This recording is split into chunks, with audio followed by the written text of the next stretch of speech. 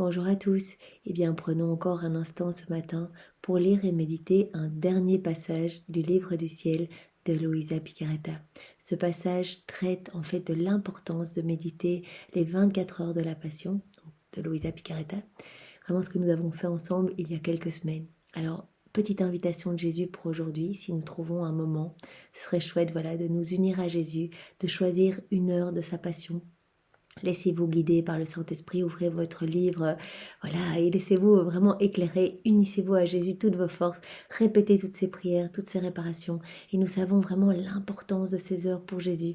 Cela vraiment remet en mouvement toutes les heures de sa passion, cela remet en mouvement toutes ses prières, toutes ses propres réparations, et donc il va venir à travers ce moment que nous allons lui offrir, redistribuer les fruits attachés à cette heure même de sa passion, dans notre âme, mais aussi dans toutes les âmes de tous les hommes de tous les temps. Il l'a dit à Louisa, je sauve une âme par mot. Donc c'est considérable. Il y a vraiment par méditation des milliers d'âmes qui sont sauvées. Il paraît que tout le ciel répète, comme nous l'avions vu dans un passage, les anges viennent au pied de l'âme qui médite ses heures en union avec Jésus qui en fait médite à travers la bouche et le cœur de cette âme. Et les anges répètent. C'est tellement beau, c'est tellement puissant que les anges répètent chacun des mots. Donc vraiment, je vous invite à le faire et le faire tout haut. Voilà, tout haut pour vraiment être concentré et vraiment visualisez-vous tout près de Jésus. Vraiment, s'il est au jardin des Oliviers, allez tout près de lui. Allez vraiment le prendre dans les bras. Parlez-lui. Quand Louisa parle à Jésus, imaginez que c'est vous qui parlez à Jésus. Jésus, je suis là pour te consoler. Jésus, je suis là pour te dire que je t'aime, que tu n'es pas seul. Jésus, je veux m'unir à toi. Jésus, je répète, j'entends ta prière là. Et je la répète, vraiment pour qu'elle puisse être multipliée et qu'elle puisse se trouver dans tous les cœurs. Je viens maintenant la placer dans tous les cœurs. Jésus, je prends ton sang, je viens le placer, je viens en recouvrir toutes les âmes pour les fortifier, les embellir, les ennovelir, qu'elles puissent se rapprocher de toi, qu'elles puissent revenir à toi, qu'elles puissent se convertir, Jésus, que des âmes soient sauvées. Je veux vraiment être un instrument entre tes mains. Donc voilà, vous voyez que chaque méditation est tellement puissante. Jésus est tellement heureux. D'ailleurs, il a demandé à Louisa que ce type de prière, vraiment d'union avec lui, soit à privilégier avant tout autre type de prière, de dévotion, de litanie, etc. C'est tellement, tellement, tellement puissant. Alors je vous propose de lire le petit passage qui traite de cela. Il y en a beaucoup, nous avions déjà lu plusieurs passages à ce sujet et je vous propose de lire celui-ci maintenant. Au nom du Père et du Fils et du Saint-Esprit. Amen. Jésus, je me plonge dans ta divine volonté et je te demande de venir toi-même méditer ce passage, ce tout court passage, à travers ma bouche. Viens disposer nos cœurs, nos intelligences et donne-nous vraiment cette soif de t'accompagner jour après jour, de prendre l'engagement envers toi, de méditer tous les jours une heure de ta passion. Ça ne prend pas beaucoup de temps et ça te fait tellement plaisir, Seigneur. Alors montre-nous vraiment, fais brûler notre cœur pour que vraiment nous ayons cette soif ardente de te faire plaisir à chaque instant et de redistribuer tous les fruits de ta passion et bien sûr tous les hommes pour que beaucoup d'âmes soient sauvées et que tu te sentes glorifié, Seigneur. Vraiment, nous voulons te glorifier par toutes nos actions, par toutes nos prières, par toutes nos réparations.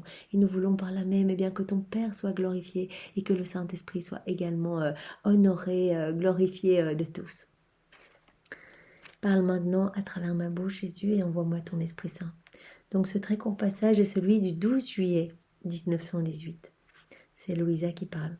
Je priais pour une âme mourante avec un peu de crainte et d'anxiété. Donc Louisa s'inquiète pour une âme de quelqu'un qu'elle connaît qui est en train de mourir, une âme agonisante, et se dit mais est-ce que cette âme va être sauvée ou pas, est-ce qu'elle va aller au paradis ou pas. Mon aimable Jésus vint et me dit, ma fille, pourquoi crains-tu?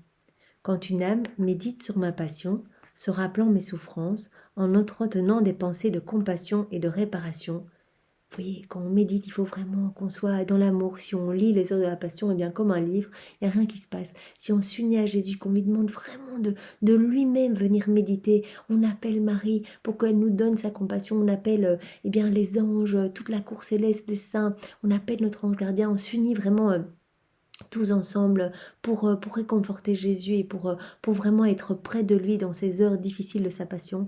À ce moment-là, il dit, il y a des chemins qui s'ouvrent entre l'âme qui médite ces heures de ma passion et moi, et des beautés variées viennent orner son âme. Donc il vient déverser des grâces, des bénédictions, et il dit vraiment, il parle d'ornement. Donc il vient vraiment orner l'âme comme de trésors. Voilà, à chaque fois qu'on médite les heures de la passion, eh bien il vient faire une sorte de douche de lumière sur notre âme, et il vient l'orner de merveilles. Cette âme a fait les heures de la passion, de ma passion. Donc vraiment l'âme pour laquelle Louisa s'inquiète, eh bien Jésus lui dit ne t'inquiète pas, elle a médité les heures de la passion, elle s'est vraiment unie à moi pendant sa vie, elle est restée tout près de moi pendant toute sa vie, donc il n'y a pas de problème. Je la recevrai comme une fille de ma passion, revêtue de mon sang et ornée de mes plaies. Cette fleur fut cultivée dans ton cœur, et je la bénis et la reçois dans mon cœur comme une fleur de prédilection. Pendant qu'il disait cela, une fleur partit de mon cœur et s'envola vers Jésus.